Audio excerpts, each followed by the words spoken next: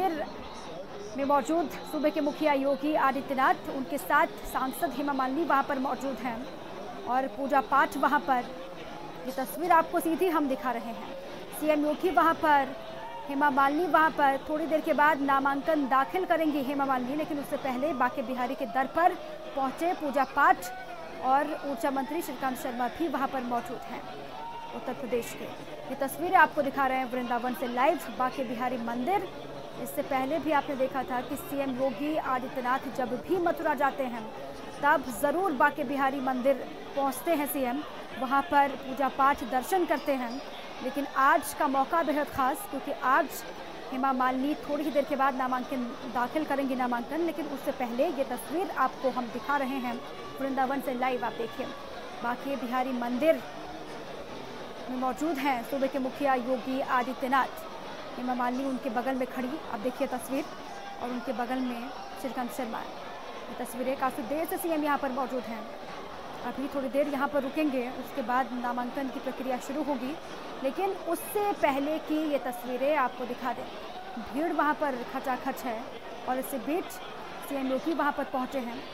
हेमा मालिनी के लिए रैली भी करेंगे, रैली को संबोधित भी करेंगे सूबे के मुखिया। लेकिन उससे पहले की ये तस्वीर अपने आप में बेहद खास, चुनाव करीब, और चुनाव से पहले आज पहले फेज के चुनाव के लिए नामांकन की आखिरी डेट है, और इसलिए नामांकन दाखिल करने के लिए हेमा मालिनी निकली है, और हेमा के साथ सूबे के मुखिया योगी भी मौजूद हैं। हर तस्वीर चुनाव की आप देखेंगे भारत समाचार पर, ये तस्वीरें आपको दिखा रहे हैं मथुरा से बांके बिहारी मंदिर के दर पर सूबे के मुखिया योगी आदित्यनाथ आशीर्वाद लेने के लिए पहुंचे। और इससे पहले हेमा मालिनी को आपने देखा था, वो अपने घर पर मौजूद थी और वहां पर भी उन्होंने पूजा पाठ की थी, तस्वीरें उस वक्त की भी सामने आई थी। लेकिन अब ये तस्वीर बांके बिहारी मंदिर की है, यहाँ पर सीएम योगी आदित्यनाथ पहुंचे, पूजा पाठ दर्शन किए, और फिर अब नामांकन की प्रक्रिया शुरू होगी। नामांकन दाखिल करेंगी बीजेपी की सांसद हेमा मालिनी, बीजेपी के प्रत्याशी। इससे पहले भी लगातार आप देखते हैं कि हेमा मालिनी भी अक्सर बांके बिहारी मंदिर पहुंच जाती हैं और अक्सर वो पूजा पाठ करती हुई नजर आती हैं। आज मौका खास है क्योंकि नामांकन दाखिल करने वाली हैं, उससे पहले खुद सीएम योगी के साथ वो बांके बिहारी के दर पर पहुंची। अब इसी पर अधिक जानकारी के लिए मेरे सहयोगी पुष्कर चौहान फोन लाइन पर जुड़ चुके हैं। पुष्कर, ये तस्वीरें अपने आप में खास है क्योंकि थोड़ी देर के बाद नामांकन की प्रक्रिया शुरू होगी, लेकिन उससे पहले बांके बिहारी के दर पर सीएम योगी और हेमा मालिनी। जी जी बिल्कुल दीपा, आप देख रही हैं तस्वीरों में साफ की पूरे विधि विधान से सीएम योगी पूजा कर रहे हैं बांके बिहारी मंदिर के अंदर, और उसके बाद नामांकन के लिए जाएंगे उनके हेमा मालिनी के साथ। हेमा मालिनी दूसरी बार मथुरा से चुनाव लड़ रही हैं और यहाँ पर आज नामांकन का आखिरी दिन है। उससे पहले आशीर्वाद ले रही हैं बांके बिहारी मंदिर में कि उनको उनकी जीत का रास्ता प्रशस्त हो। इससे पहले भी पुष्कर हम लगातार देखते हैं जब भी सूबे के मुखिया मथुरा पहुंचते हैं तो अक्सर वो बांके बिहारी के दर पर जाते हैं, लेकिन आज का मौका तो अपने आप में खास हो जाता है। रैली की शुरुआत मंदिर से ही करेंगे, मंदिर के बाद। बिल्कुल, देखिए चुनाव प्रचार का आगाज सीएम योगी आदित्यनाथ ने कल शाकुंभरी देवी से पूजा करके शुरू कर दिया और सहारनपुर में रैली की थी, और किस तरीके से वहां पर हमलावर थे विपक्ष पर, चाहे वो सपा बसपा हो या कांग्रेस हो। तो आज भी थोड़ी देर बाद जब नामांकन के बाद सीएम मीडिया से मुखातिब होंगे तो आप ये तय मानिए कि उनके निशाने पर पूरा विपक्ष होगा। बिल्कुल, कल भी तस्वीरें हमने देखी थी, वहां से भी जमकर प्रहार किया था सूबे के मुखिया ने, और आज मथुरा में मौजूद हैं। पुष्कर, इससे पहले लगातार हम देखते हैं वहां से तस्वीरें जो आती हैं मथुरा से, मथुरा के लोगों में नाराजगी हेमा मालिनी को लेकर। मथुरा के लोग ये कहते हैं कि हेमा मालिनी उनसे मिलती नहीं, संवाद नहीं करती, और क्षेत्र में विकास नहीं किया। विपक्षी पार्टियों ने भी कई बार निशाना साधा, क्या इसीलिए भी सीएम खुद पहुंचे हैं नामांकन प्रक्रिया में शामिल होने के लिए? देखिए दो सवाल हैं आपके दीपा। मैं आपको बता दूं कि इस बार बीजेपी सेंट्रल इलेक्शन कमेटी ने यह तय किया था कि हर जो पार्टी का सदस्य नामांकन करने लोकसभा के लिए जाएगा उसके साथ उस प्रदेश के बड़े नेता नामांकन करवाने जाएंगे। तो सीएम योगी उसी कड़ी में आए हैं कि हेमा मालिनी का नामांकन। जो आपने मथुरा के लोगों की नाराजगी वाला सवाल पूछा है वो भी है, और अब की इतनी आसान राह नहीं है। जो 2014 में एक मोदी लहर थी, मोदी वेव थी, तो हर कोई जीत गया था और उस समय बीजेपी को जवाब नहीं देना था। उस समय 10 साल से यूपीए सरकार में थी, तो वहां यूपीए लोग की काम नहीं हुआ, विकास नहीं हुआ, तो इसकी जिम्मेदारी सीधे सीधे यूपीए या कांग्रेस की थी। यहाँ पर अब जवाब बीजेपी को देना है या हेमा मालिनी को देना है कि 5 साल में उन्होंने मथुरा को क्या दिया, या 2 साल से यूपी सरकार में भी बीजेपी काबिज है, तो वहां क्या मथुरा का उत्थान हुआ। लेकिन जिस तरीके से एसपी बीएसपी ने गठबंधन किया है, वो भी राह मुश्किल करेगी कि जो जातीय समीकरण है वहां से आरएलडी गठबंधन का प्रत्याशी हरेंद्र है वो लड़ रहे हैं, तो काफी अब की इतनी आसान राह नहीं होगी। पुष्कर इस बार क्योंकि 2014 में हमने देखा था, तब मोदी लहर थी और तब आसानी से जीत भी गई थी हेमा मालिनी, लेकिन इस बारी जो त्रिकोणीय मुकाबला है, एक तरफ सपा बसपा आरएलडी का गठबंधन है और दूसरी तरफ कांग्रेस की तरफ से महेश पाठक है और उसके बाद हेमा मालिनी है, त्रिकोणीय मुकाबला है और इस बार चुनौती बड़ी है हेमा के लिए।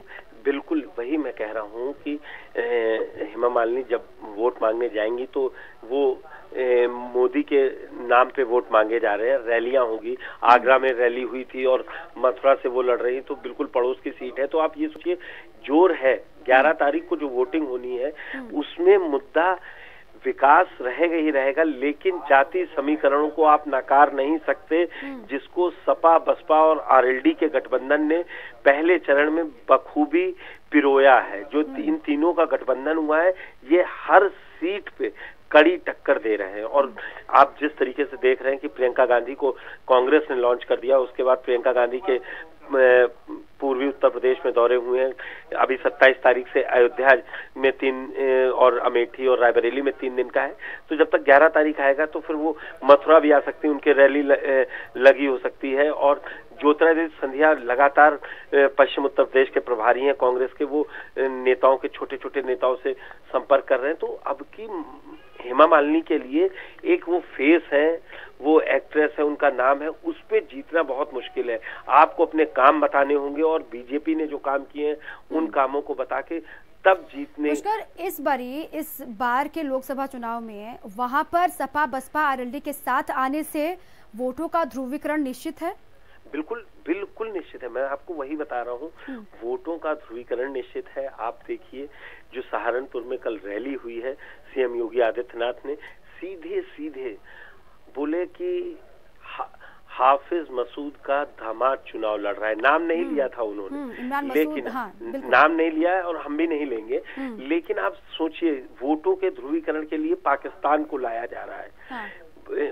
लाख इलेक्शन कमीशन ने कहा हो कि जो एयर स्ट्राइक हुई है उसका कोई पोस्टर या बैनर नहीं लगेगा, लेकिन आप लगातार देख रहे हैं कांग्रेस भी, जैसे सैम पित्रोदा ने बयान दिया, उसके बाद तूल पकड़ा, अमित शाह ने प्रेस कॉन्फ्रेंस कर कांग्रेस को घेरा।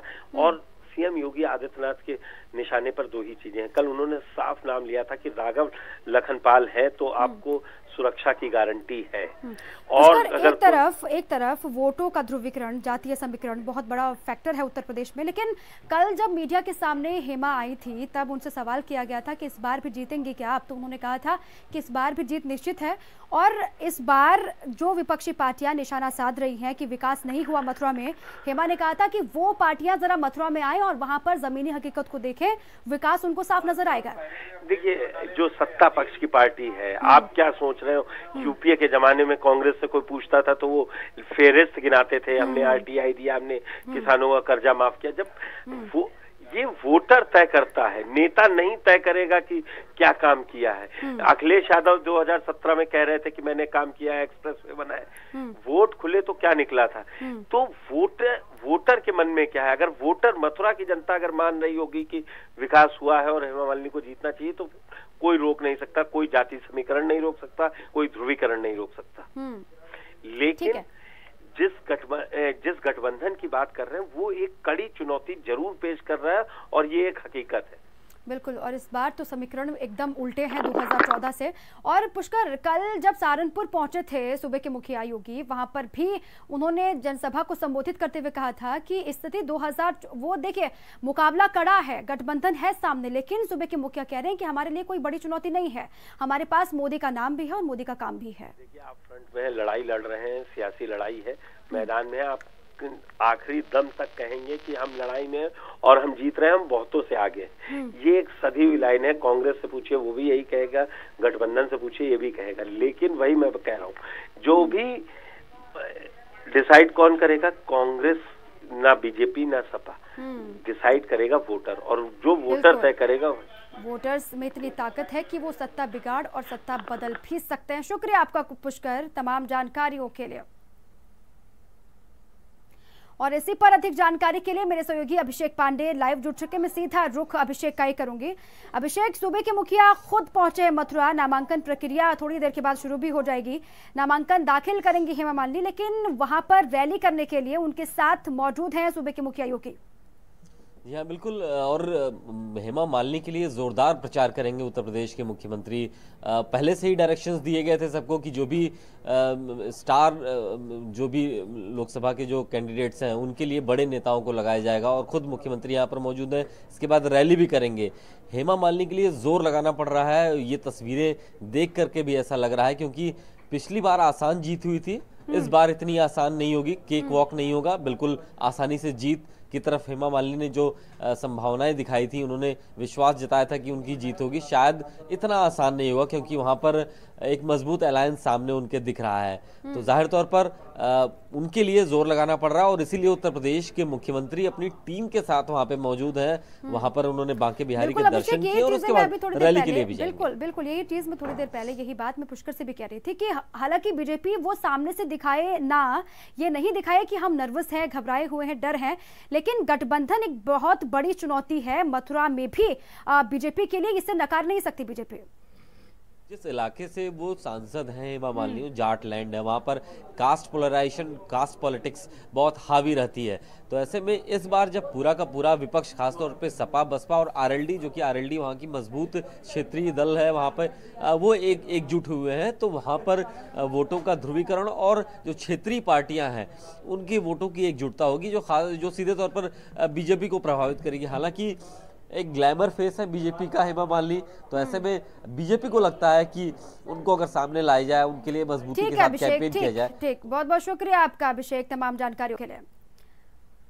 अब आगे बढ़ते हैं, हम खबर से आपका तारुफ करवाएं। कैबिनेट मंत्री